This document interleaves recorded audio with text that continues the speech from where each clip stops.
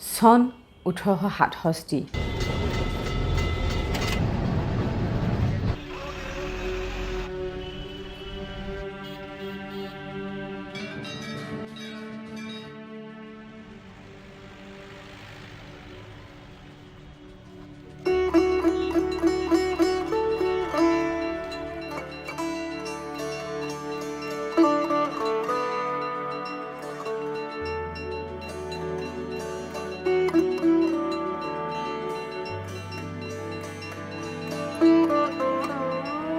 British শাসকীয় নেতৃত্বই খোপনি পুতি লোৱা কলিকতা মহানগৰখন পাশ্চাত্য শিক্ষা, সাহিত্য সংস্কৃতি আৰু বিজ্ঞানৰ কলাকেন্দ্ৰ আছিল।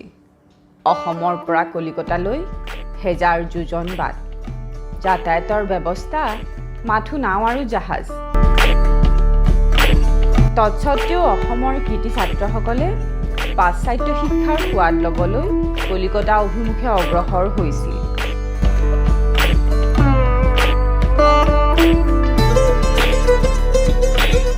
এই ছাত্ৰসকলৰ মাজত আছিল আনন্দৰাম বৰুৱা, জালিনুৰ আলী আহমেদ, মানিক চন্দ্ৰ বৰদলৈ, গংগা গোবিন্দ ফুকন আৰু বহুতো গুণী জ্ঞানীসকল।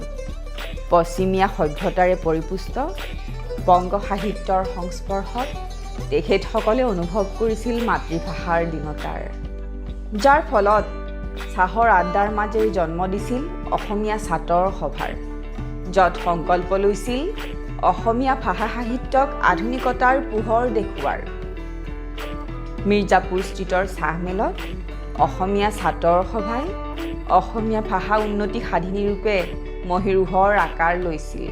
লক্ষ্মীনাথ, হেমচন্দ্ৰ আৰু চন্দ্ৰপ্ৰসাদে জোনাকী কাকতেৰে জোনাকৰ বাট কাটি দিছিল।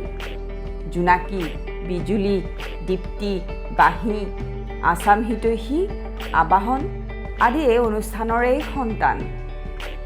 ৰ'দে বৰষুণে বোজা আবাহন কঢ়িয়াই পথৰ দাঁতিত বিক্ৰী কৰা ডাক্তৰ দীননাথ শৰ্মাই আবাহনেৰে অসমীয়া গল্প সাহিত্যৰ ভেটি সুদৃঢ় কৰিছিল।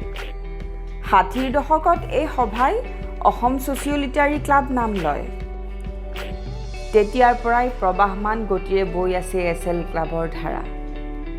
ডক্টৰ ভূপেন হাজৰিকা, হেমাংগ বিশ্বাস, অমলেন্দু গুহ, মন্দিৰা লাহিৰী আদি সংস্কৃতিৰ সাধকসকলে এই ক্লাবৰ মজিয়াতে লুইত ভাগীৰথীৰ সমন্বয় সাধন কৰিছে। পদ্মনাথ গোহাঁই বৰুৱা, নবীন চন্দ্ৰ বৰদলৈ, ৰজনীকান্ত বৰদলৈ, বেণুধৰ ৰাজখোৱা, মহেশ্বৰ নেওগ আদি দিগ্গজ সাহিত্যিকেৰে লালিত পালিত এই ক্লাব অসমীয়া ভাষা সাহিত্যৰ নৱজাগৰণৰ প্ৰতীক। সেয়েহে ইতিহাসৰ অৱলোকন আমাৰ বাবে নতুন পথৰ নিদৰ্শক। ASL ক্লাবৰ ইতিহাসৰ অৱলোকন লুইত ভাগীৰথীৰ মিলনৰ হেতু হৈ ৰওক। আনন্দৰাম, গংগা গোবিন্দৰ সংকল্পৰ সাধক হওক। পত্ৰে পুষ্পে বিকশিত হৈ পৰক।